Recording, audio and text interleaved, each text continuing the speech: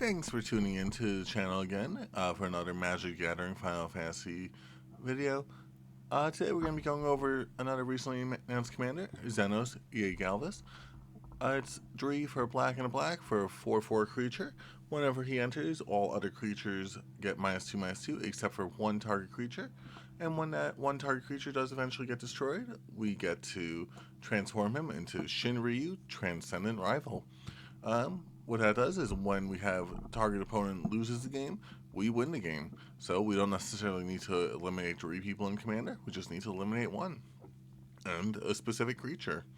So overall, a lot of cards in this deck are removal focused. Is similar to Massacre Worm for this deck, where we do want to have a bunch of creatures die in order to get that drain ability off, and also have plenty of sources for removal in order to remove that one creature that we didn't give the -2/-2 to. But that's the main overview of the deck. Let's get into the cards that are in here. So,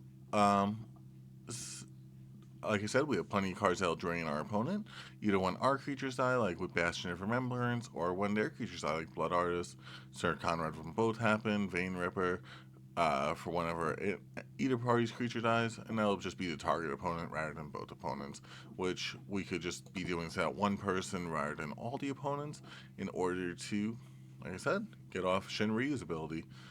We do also have plenty of ways to protect Shinryu, because once someone sees win the game on a card, they're going to want to remove it.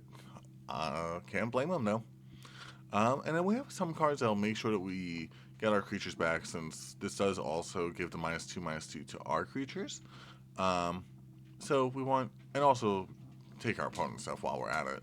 So we have Gisa, Glorious Resurrector to get our opponent's stuff, Reanimate to get either party stuff, Rise of the Dark Realms to get both, Virtue of Persistence. Also a good part about this is the -3/-3 ability, because in case we do have, our opponent has all indestructible creatures, but I don't have hexproof, we do have a way to give them the hexproof still. Honestly, that's a card I may have wanted to run in here now that I think about it, is that card that prevents our opponent's stuff from getting hexproof. This way I could still give it ways to destroy that target creature. We'll avoid to get our creatures back from the graveyard. And like I said, we have plenty of sources of removal here in this deck. We run cards like Black Sun Sweat to give it -X/-X, like I said, get around that indestructible. Black Sun Zenith, -1/-1 counters, in case someone has proliferation, maybe they can help us out a little bit. Sacrificing them gets around indestructible and hexproof. Feed the Swarm, one target creature, which sometimes is just the only thing that we need to destroy. Fell the Profane. Oh, this is a double-sided card? Yep, this is a land on top of being a good card for removal there. Golden Demise, -2/-2 to our opponent's creatures, as long as we have the City's Blessing, which it does definitely vary whether or not we have the City's Blessing or not with this deck, so be careful when you cast that. Harvester of Mystery, once again at -2/-2. This deck really doesn't like token decks in terms of being good against them. Infernal Grasp, destroy target creature, you do lose 2 life. One card that really helps out this deck a lot is Maha, its Feathers Knight. Creatures opponents control get toughness 1. If we're going to be giving them -2/-2, might as well make them have toughness 1 to make them all get destroyed. Massacre Girl is basically a board wipe. Massacre Worm, once again, ping our opponents for 2 whenever a creature dies. Phyrexian Obliterator to redirect some damage into our opponent's sacrificing permanents, so you could swing over and deal damage to win. Scavenger Regent, once again, -X/-X, and just a good creature, 4/4 flying with ward. Silence the Shadows, once again, -X/-X. Sudden Spoiling, creature target opponent lose all abilities and have 0/2. Once again, with the -2/-2, that's basically a board wipe. Meat Hook Massacre, get our opponent's stuff to be destroyed and have them lose life, have us gain life. Because honestly, it might be a target with this extra gain life might be more helpful than you think. Also, we have quite a few spells like Toxic Deluge or another Infernal Grasp that'll help us. That'll make us lose some life, so it could come in handy there sometimes. Tip to Scales, -X/-X. Toxic Deluge, board wipe. Will of the Abzan. What does this one do again? Any number of target opponents each sacrifice a permanent. So there we go. Oh yeah, and that player also loses 3 life. So say if that one creature is the last creature our opponent controls, we have them sacrifice it, they take the 3 damage, it transforms, And then we have a lot less to get over to swing into. We were at Tips of Scales, Will of Absalom, Withering Torment, just not a removal spell. And we have some token specialties like Slaughter Specialist, give our opponents tokens, but doesn't really matter because we'll be getting them destroyed anyway, and giving this card +1/+1 counters with that. Rise of the Dreadmarn, or X number of non-token creatures that died this turn, which would how many removal spells we have, but that would be plenty. Genesis Chamber, give our opponents tokens. Once again, we don't really care. It's just ways to give them creatures in order to make Blood Artist happen, or Sir Conrad, or plenty of other cards that we have in here. Drivnad, Carnage Omnis, doubles our Blood Artist, our Sir Conrad abilities. And we have plenty of draw power in order to draw into like our ping abilities, since we should probably run more. I just couldn't think of them at the time of building this deck. And there weren't really anything up on EDH rack quite yet.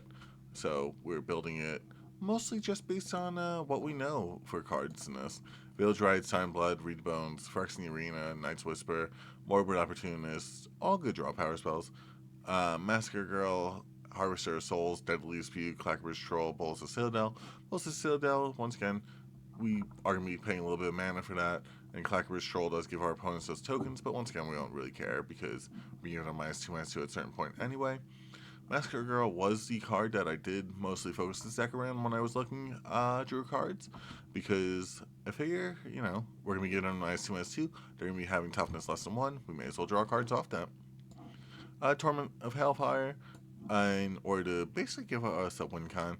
It does take out each opponent, which sometimes we want just ways to take out one opponent more than we want to take out everyone, because once you start taking out everyone's going to want to start targeting you. So you really just want this to be a game ender. Oh, 1 second, still sliding over. Alright, and then once again, we always go to the lands at the end. For some life gain, we have Kasari's Revenant, also a way to just get back from the graveyard in order to give our opponent a little something of damage. And like I said, we want plenty of ways to protect our commanders. So we have Commander's Plate, Kai's Ghost Form, Lightning Grease, and Swiftfoot Boots, both give it the hexproof essentially. Kai's Ghost Form, make sure it stays around. Commander's Plate for the Indestructible. Malakir's Rebirth, which is also a land. Mithril Code for the Indestructible, not that after all, for it to come back to the battlefield. There's a few more that I know have come out recently, especially in Aether Drift. There was one. I can't remember the name of it though. Arcane Signet, Black Market for some extra mana there. Bantu's Monument, another way to drain our opponent. Bubbling Murk, you know, since we're just going to be running swamps, we want ways to double that mana. Cryptghast, in order to double that mana. Dark Ritual for some extra mana. Jet Medallion to cost reduce. Make it so that we could use Phyrexian mana while we're at it. Mind Stone for some extra mana. Nirkana Revenant, once again, same thing as Cryptghast. Where were we? Soul Ring, Solemn Simulacrum, Sword of the Animist, and Dawd Vessel, mostly just for their getting mana abilities. I also couldn't, I know I run it in my Toxrill deck, but I couldn't remember it at the time of building this deck. But we could also run that card that makes all swamps into lands. Sorry, swamps into 1/1 creatures, and then play Urborg Tomb in order to really be mean. Because that basically makes them all into 1/1 creatures, and we just destroy them with our commander. But yeah, that's the overall every card we have in this deck. I've been building these decks basically the same hour that the creatures are reviewed. Sorry, not reviewed, revealed. So make sure that you leave how you'd like to run the deck down there in the comment section. I'd definitely be happy to take anyone's input. But thanks so much for watching. I really appreciate it. Make sure you like, comment, subscribe, and stay tuned for more Magic the Gathering Commander content.